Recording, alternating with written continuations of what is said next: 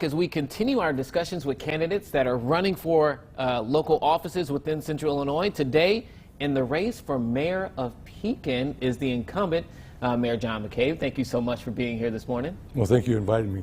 I want to go ahead and first ask you, for those who may not know about you, your history, can you talk a little bit about yourself and why you're choosing to run again for office? Well, I start out by pointing out that I spent 10 years on active duty in the United States Army, got out of the service, went back to school, and got my degree, and became a public school teacher, spent 29 years in public education, retired from Pekin High School in 2013. In 2011, I was approached by a couple members of the community and asked to consider running for the city council. After giving it some thought, I did.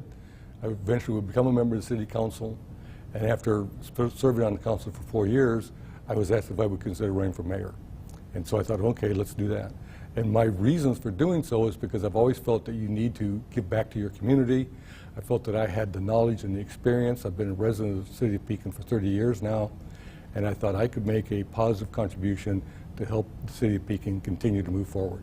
Now, since you've been in office as mayor, what would you say have been the highlights of your time in leadership, and in what ways do you plan to even push that further if reelected? Well, there's a few things that we can touch off right away. The completion of what's referred to as the ring road around the city of Pekin, Veterans Drive, the completion of Veterans Drive South, which now is a state highway. And the significance of this is it gets a lot of the heavy truck traffic off of the main streets going through Pekin. The second one would be the fact that we have finished a hospital professional building out on the east edge of the city, in which the city was instrumental in helping promote that and even to help give a temporary finance to it.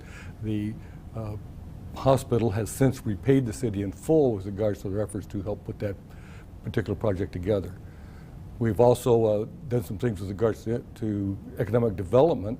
One of the places in Pekin known as Mccabe was going to close down, and then was even considering moving to another place.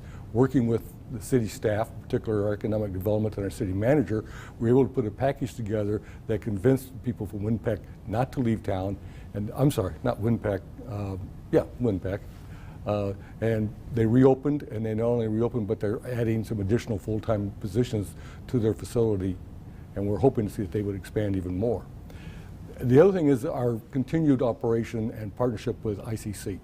They have a small location on the south side of the city. We have been very, very cooperative in working with them to keep that facility there. It's good for the city, it's good for ICC, it's a great partnership, and it's giving a lot of young people the opportunity to not have to travel all the way to the East Peoria or to the Peoria campuses and to be able to attend certain classes. Before, one of the very first things you talked about, getting that heavy truck traffic outside of the city, I know that a lot of times that can impact the state of your roads. And I know that that's been a big thing that the city has kind of had people talking about, just the state of streets, infrastructure, those kind of things. I believe like sewer, those kind of things have been a conversation over the last few years. Any plans to make sure that the streets and infrastructure around the city moving forward will improve and be even better in the next several years? Yes, we have some things that are already in operation. About a year or so ago, I established our stormwater infrastructure subcommittee. It's made up of 3 council members who are working with the city engineer, a couple other members of the city staff to take a look at the infrastructure issues that need to be addressed and create some priorities. And what they did is they put those into 3 categories. One that could be completely addressed in-house with regards to our own staff. Another one that could be done using in-house and some assistance from different sources. And the third one would be those projects that need to be bid out. And we took a look at what needs to be done. We've taken a look at the extent of the problem itself and the costs involved in it and the urgency. Some problems are say more urgent than others based upon the amount of erosion and other damages that they're causing. So I feel very confident in the fact that this committee has taken some very positive steps so far and that they're going to continue to do so. With regards to infrastructure, with the completion of the ring road, we have now received some money from the state with regards to the overall dollar package, though it's not as much as it was originally supposed to be because of a variety of different issues. Working with the General Assembly, and I've talked to both Senator Kaler's office and Representative Hughes' office, we're hoping that there will be a capital projects bill that gets through the General Assembly this spring.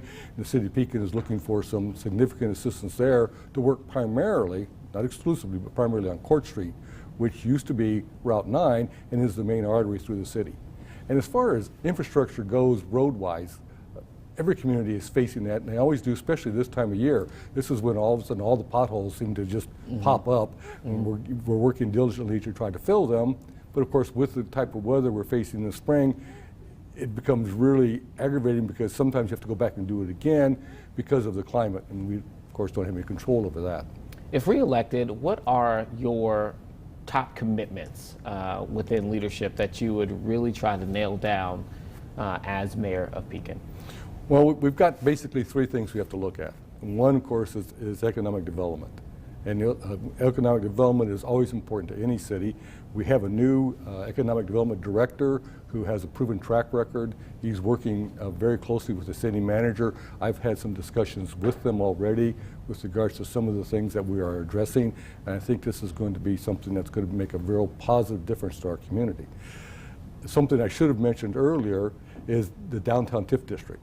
I have been a strong proponent of improving the Pekin downtown and the TIF district since I've been on council. And what we, excuse me, what we have seen over the last several years is the vacancy rate in the buildings in downtown Pekin go from about 70% down to about 25%. And that's a significant difference.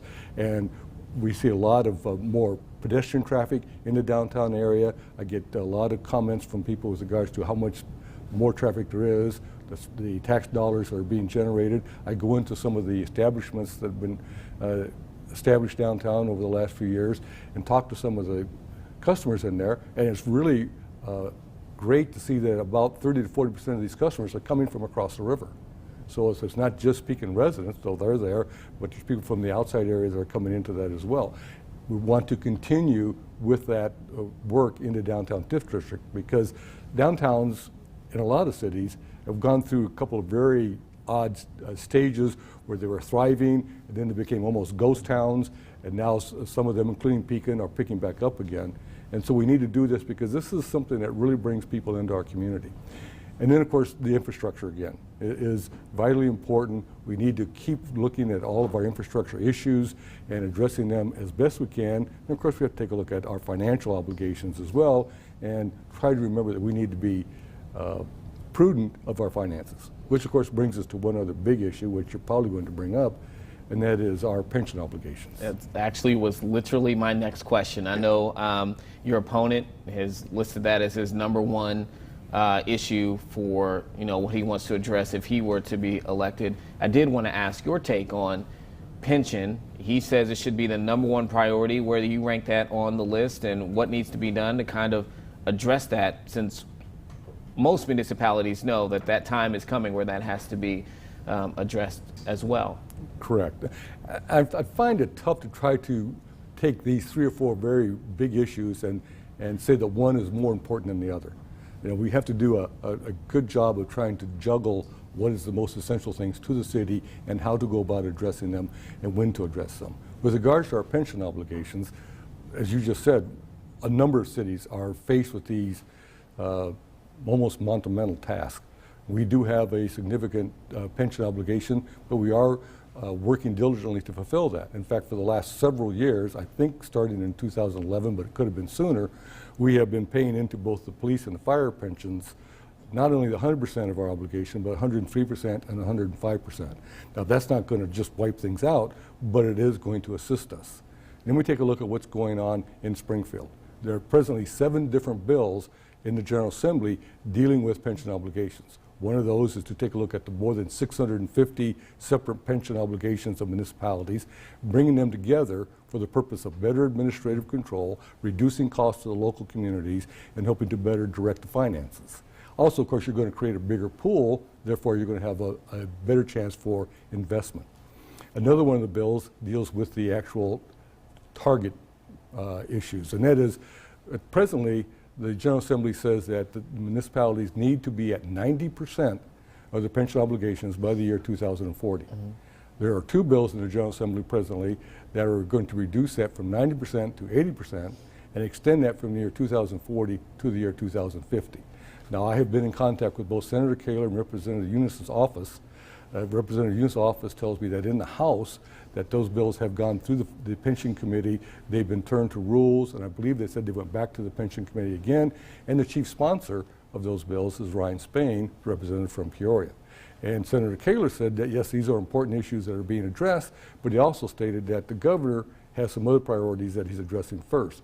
Doesn't mean that they're going to be ignored. They're in the works, they're there, and I think that one of the things that we need to do is to be prudent about this and keep a close eye on what the General Assembly is doing, and of course urge them through the Illinois Municipal League to do the work they can to assist us in these, because these are obligations that the state has imposed upon us, and so therefore we would hope that they are listening to our concerns and addressing the issues in a manner that's going to be of best interest to all the communities in the state. All right. Well, John Mccabe running for mayor of Pekin to regain his seat, to keep his seat there as the mayor of Pekin. Thanks so much for joining us, and best of luck to you. Well, thank you. And again, I appreciate you giving me the opportunity to speak to the people. Absolutely.